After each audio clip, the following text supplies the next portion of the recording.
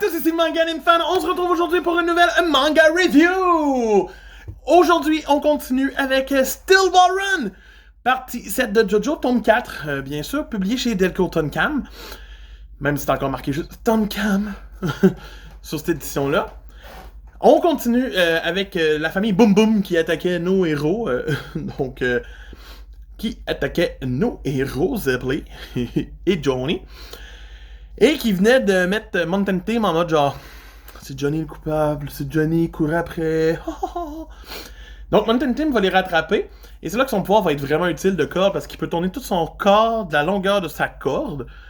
Et il nous explique que ça c'est à cause d'une zone du désert qui est la paume du diable.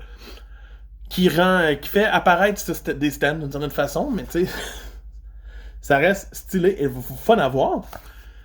Donc on a ce combat-là qui va prendre fin dans ce tome-ci grâce à une union d'une certaine façon et à Johnny qui va découvrir tranquillement pas vite son pouvoir, faire tourner ses ongles et les lancer. C'est dégueulasse. C'est tout dégueulasse. Je suis pas tant convaincu. J'ai hâte de voir plus que ça de ce pouvoir-là. Donc c'est la première partie du tome. Après ça, on en apprend plus sur Zeppeli, sur sa famille, sur le fait que c'est des exécuteurs du roi et que c'est pour ça que Zeppeli fait la course parce qu'il refuse de tuer un enfant.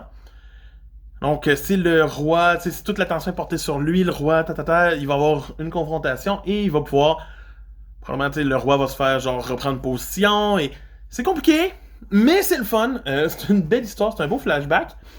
Ça permet d'en connaître plus. Et ensuite, on va avoir un nouveau combat avec ce personnage, le Chichi, qui va utiliser un stand qui place des mines sur les champs.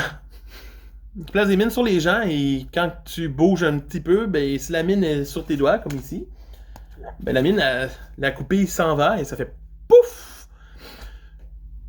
Donc, on va voir une course-poursuite avec Johnny et Zeppeli contre ce personnage qui va utiliser de tous les moyens possibles en lançant des abeilles explosives, de l'eau explosive, de l'air explosive.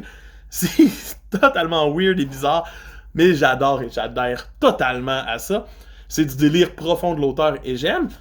Et dans le fond, on va finir sur, bien sûr, la victoire de nos protagonistes.